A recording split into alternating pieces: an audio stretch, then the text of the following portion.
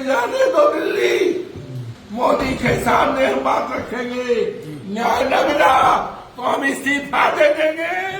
यह है अयोध्या के सांसद अवधेश प्रसाद।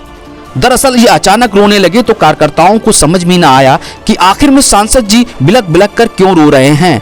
क्या भारतीय जनता पार्टी ने मिल्कीपुर उप विधानसभा चुनाव में कोई परेशानी खड़ी कर दी है, या फिर चुनाव में लेकर उनको कोई शंका दिखाई दे रही है, या वोटर्स को प्रभावित करने को लेकर सांसद जी आखिर में बिलक बिलक कर रोने लगे।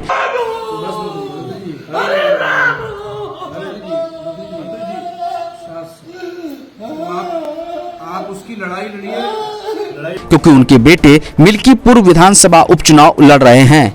लेकिन ऐसा कुछ नहीं था। बगल में ही बैठे पूर्व विधायक पवन पांडे ने उन्हें समझाने की कोशिश की तो सांसद जी का दुख दर्द बयां होने लगा। उन्होंने कहा कि अयोध्या में कुछ दिन पहले ही दलित बेटी के साथ रेप कर निर्मम हत्या की गई, उससे वह दुखी हैं।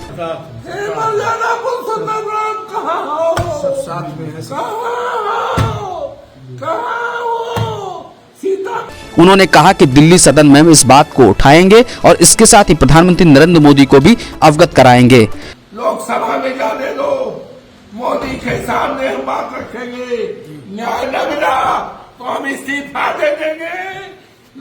निश्चित तौर से इस मौसम में सांसद जी का रोना कहीं न कहीं कार्यकर्ताओं के लिए असमंजस जैसा जरूर हो गया था। लेकिन जैसे ही उन्होंने दलित बच्ची को लेकर अपने रोने की बात बताई, उससे बात साफ हो गई। अपनों के लिए अपनों जैसा दर्द महसूस कराना इस चुनावी मौसम में सांसद जी को कितना फायदा कराएगा, ये तो आने वाली 5 तारीख में ईवीएम की बटन दबकर तय हो जाएगा। तो वहीं 8 तारीख को परिणाम साफ हो जाएंगे कि सांसद जी की पार्टी यानी कि समाजवादी पार्टी के पीडीए दर्द कितना मजबूत है।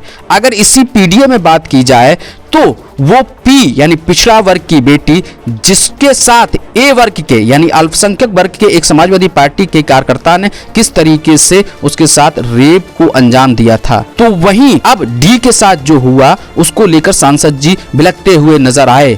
इस बात को लेकर भारतीय जनता पार्टी के कार्यकर्ताओं ने उस पिछड़े वर्ग की बेटी के साथ जो हुआ उसमें सांसद जी का करुण क्रंदन सामने न आना सवालों को घेरों में खड़ा हो गया है। अब आगे का मौसम बताएगा कि सांसद जी को कितना उसका फायदा हुआ।